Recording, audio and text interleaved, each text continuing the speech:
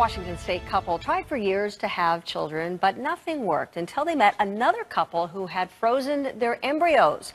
Heather Graff from Seattle affiliate KING reports that both families are part of a new kind of modern family. Check it out. She's got such a personality. She's hilarious. She loves to make people laugh. Can you drink it? At 16 months old, You want some more? is the center of her parents' world. Mama! More, please. You want to? I mean, I know that she has a purpose, she has a destiny. She was born for a reason on this planet. Of course, any mom and dad probably feel the same way. But when you hear how hard it was for Rachel and Deani Victorin to get their baby, We went through 4 rounds of IVF, and they didn't work. One of these is her. you start to understand. This is the embryos that they transferred into me when I got pregnant for Esther. So one of these is Esther.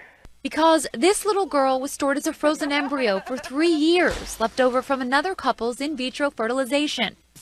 Then adopted, implanted, and 9 months later, This is Esther at a few days old. the Victorins' miracle arrived. It was like, wow, that is amazing, you know?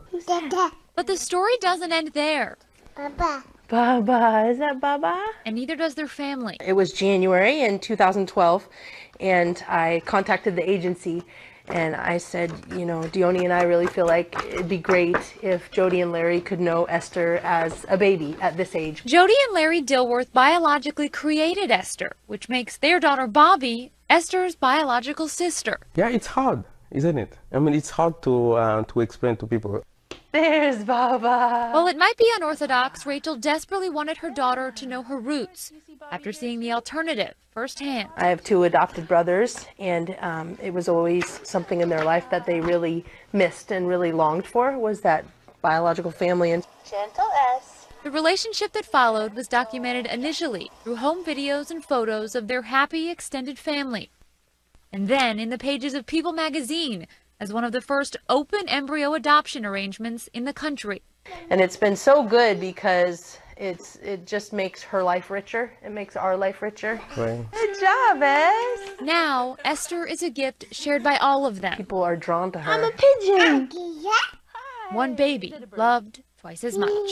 Nay, good job. She is adorable. Elizabeth Cohen joins us to talk about this.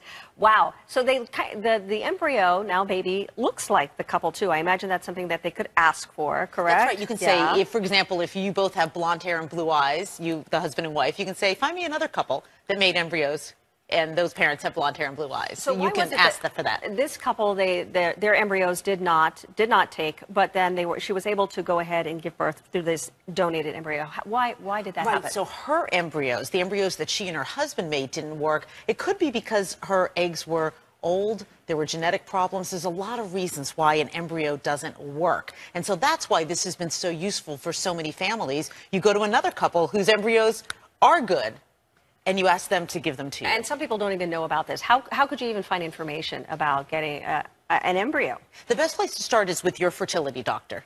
And so you can ask them, hey, do you have embryos, other people's embryos that I can use? And if they don't do that, and most of the time they probably won't, you can ask them to refer you someplace else. You may have to travel to do it.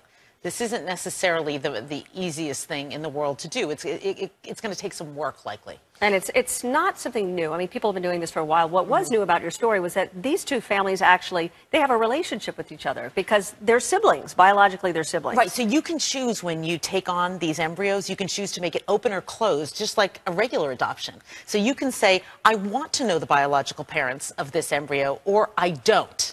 And this couple said, you know what? We want to know them. They are the biological parents of our child, and there's a sibling out there too. So you get to make that decision, and you should make that decision and delineate it, put it in a contract, put it in writing. You don't want there to be any question afterwards. Sure. That's a fascinating story. And a beautiful little girl. Oh, isn't she adorable?